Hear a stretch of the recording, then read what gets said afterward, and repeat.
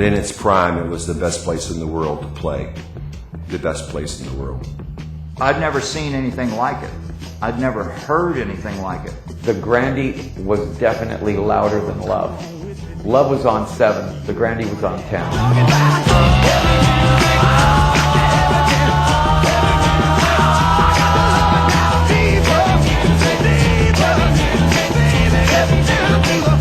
Grande Ballroom, you know, it changed the face of music. Whatever happened in Detroit in those days relative to rock and roll music was centered on the Grande Ballroom. Case closed. The dream of musical emotion and outrage and uninhibitedness and just brutal honesty by any stretch of the imagination is alive and well all these years later, and the Grande Ballroom played a big role in solidifying that for me.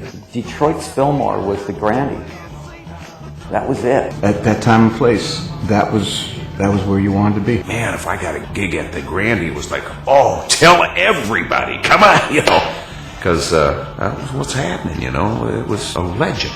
It still is a legend. The Grande Ballroom opened the floodgates of musicality genius. Bands like Canned Heat, Three Dog Night, Chuck Berry, Grateful Dead, Muddy Waters, Jeff Beck, Joe Cocker, Paul Butterfield, Cream, get out of here. John Mayall, James Scott, The Byrds, Fleetwood Mac, Johnny Hooker, Rod Stewart, Vanilla Fudge, Led Zeppelin. Musical pinnacles on a regular basis. When the Who came to the Grande and they were acknowledged for what they really, really were, kept the band from just breaking up. If that Grande show had not happened, they would have just gone back to England and quit.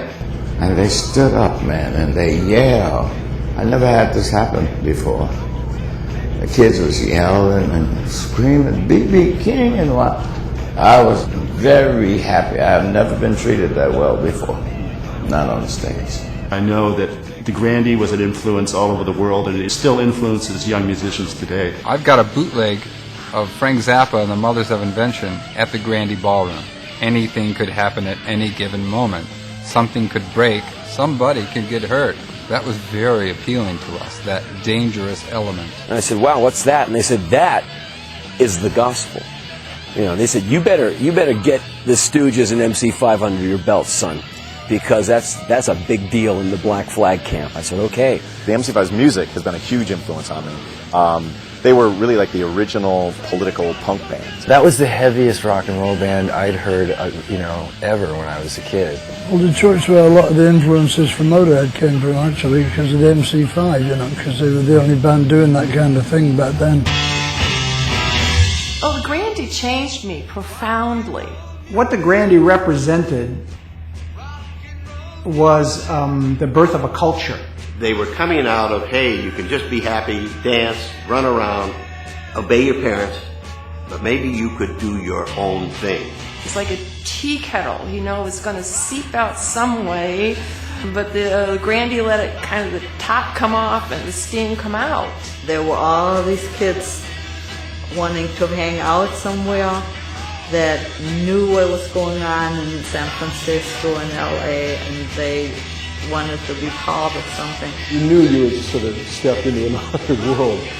You really left everything else behind. There weren't any backstage passes, per se. They didn't have any restrictions. If you wanted to walk in the dressing room and, help Jeff Beck tune his guitar, you could. We know you guys are better than this. Come on, give us some more. Come on, Janis, kick out the jam. Kick out the jams, mother! As soon as you hear that, as many times as I've played that with him, I get chills. Kick Out the Jams is maybe like in the top 2 or 3 rockingest songs of all time. That's the Detroit municipal anthem, I would say. Kick out the jams! Yes! Kick out the jams! And I wasn't totally aware of the impact it was having. I knew it had some impact, but not to the degree that 40 years later, people still talking to me about it. It was the intensity of what defined the SRC as we were learning about Hendrix and learning about what the Stones were better conveying to us in the Faces and the Cream and the Who and Zeppelin and Jeff Beck showed us. It was one of the world's great music schools. It was the best time of my life. And I am a part of the history of the Grande. And proud of it. I done kicked them out! God bless the ghost of the Grande.